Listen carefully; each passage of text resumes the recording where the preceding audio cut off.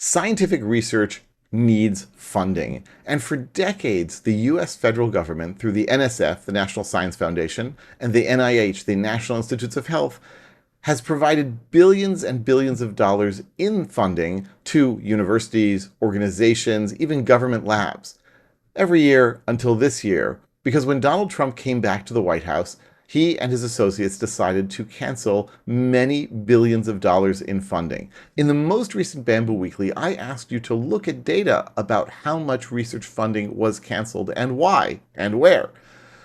We did this using data from a website called GrantWatch, that's grant-watch.us, and they have been collecting data both from government sources and from researchers about what grants have been canceled, how much money those grants were for, what institutions they were going to, and why they believe they were canceled. Well, I asked you to download this data and into CSV files, and then answer some questions. And the first two questions of this week's Bamboo Weekly, well, the first one is to read the NIH data into a Pandas data frame and to find which 15 institutions have the greatest dollar amounts of grants terminated.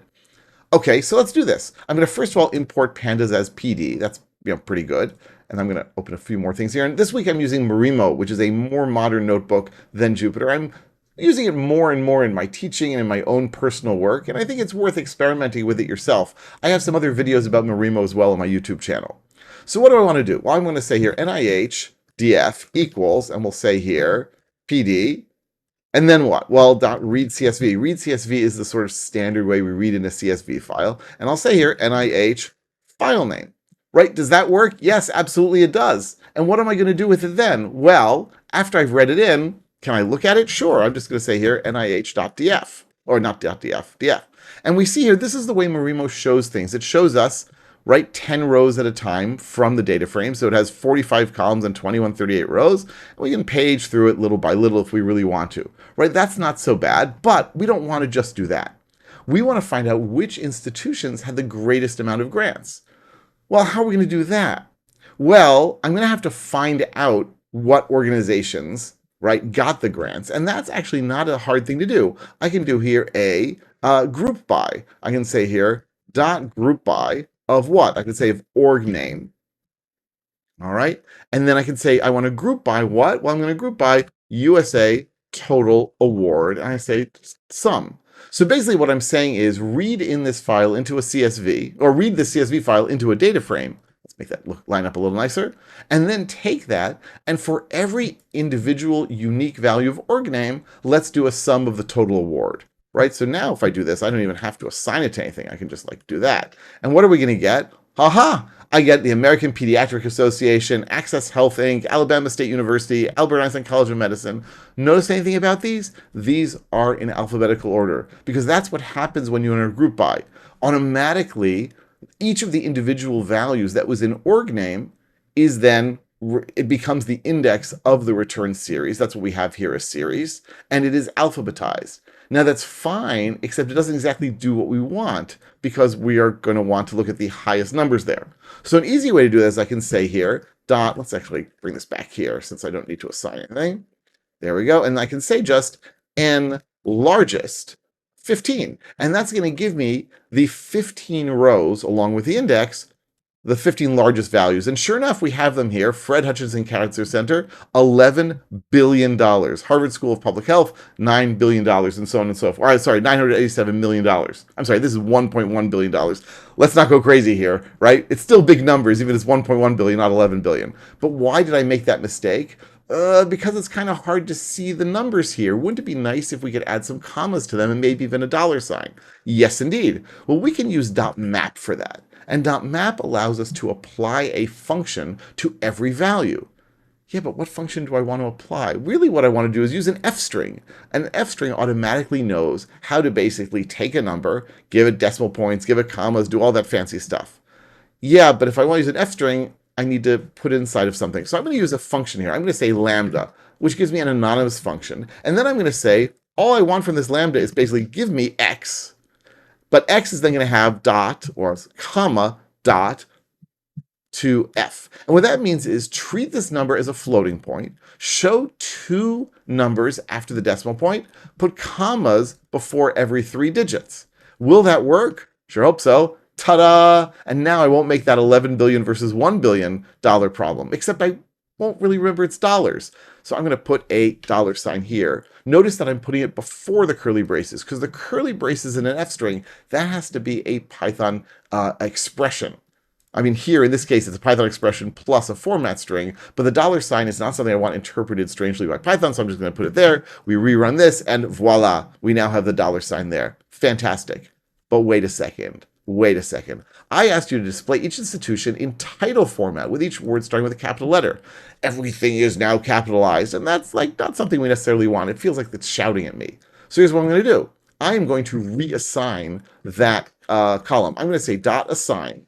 And dot assign allows me to assign a new column inside of a data frame. Basically, I'm going to get it back on a temporary basis. And if I assign back to a column that already exists, then it just replaces the old one. So I'm going to say org name, which is exactly the one that already exists. And then for my value, I'm going to say lambda df, and that's going to get the data frame that we just read in. I'm going to say df org name dot stir dot title. In other words, what I'm going to do here is I'm going to take the existing org name, I'm going to run stir.title on it, and notice that I need the stir in there. That's the stir accessor that allows us to run string methods on it. I'm going to get back everything titled, meaning that each word is capitalized, but the rest of the letters after the first letter are lowercase. Assign that back to org name, and look at that. Now everything is a little easier to read, both in terms of the numbers and the dollars, and in terms of the places. And I can, of course, ask for however many or however few I want. Here I ask for 15. But wait a second, I don't see 15, I only see 10. Right, that's because I'm in a Marimo, and Marimo only shows me 10 at a time. If I go to the second page that it shows me, though, here we go. We can see that University of Pittsburgh, UCLA, Chapel Hill, UMass, Mass General Hospital, University of Minnesota, and so forth. And you can, of course, ask for however many or however few you want. All right, so that was NIH data. How about NSF data? Can we do something similar? Of course we can. So I'm going to do what every programmer likes to do, which is copy and paste. I'm going to say here, read CSV of NSF file name. Fantastic. And then I'm going to say org name. Well, let's do something similar, right? I'm just going to say org name is going to be org name like that. And then I'm going to do a group by on org name. It's not USA Total Award here. It's NSF Total. Oops, NSF Total Budget. Okay, and then I'll do n largest, then I'll do map, and it'll be great, and it's not happy. It's not happy. Why is it not happy? What's wrong here?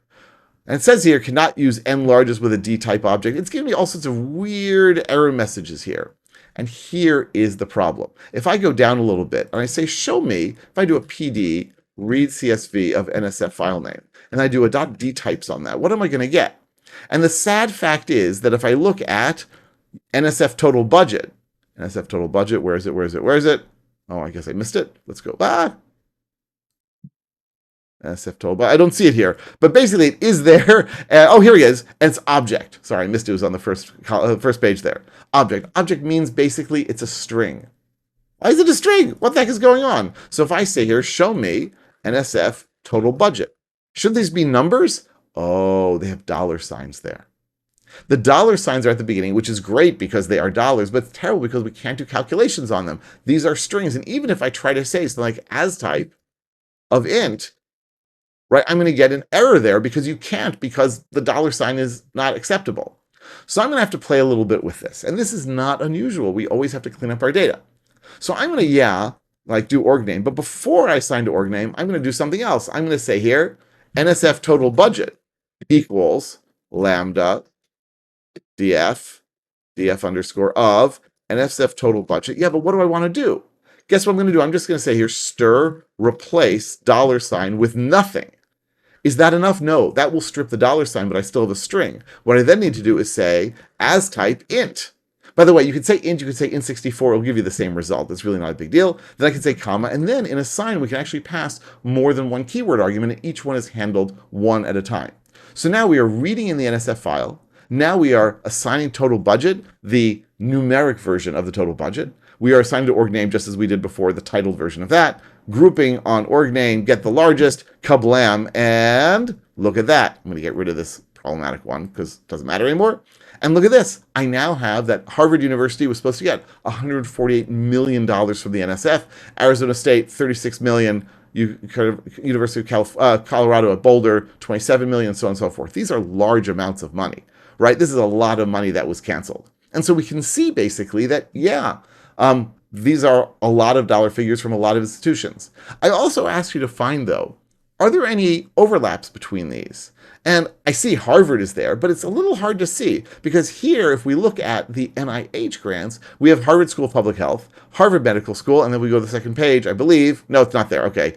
I thought maybe, oh, and Harvard is here. Sorry. So Harvard actually appears 3 times in the top 10, but only appears once here on NSF, at least as far as I can tell, in the top 10, top 15. So is there some overlap? There is. It seems to be only Harvard, and, well, what are you going to do? All right, I hope that this was useful and interesting. Remember, cleaning our data is a crucial part of working with it. If you have more questions, feel free to leave them here. I love getting comments and questions. Tell me what you want to learn about pandas. I'll be back here real soon with lots more videos about Python and pandas and everything in between. Thanks for joining me. Don't forget to like and subscribe, and I'll be back real soon.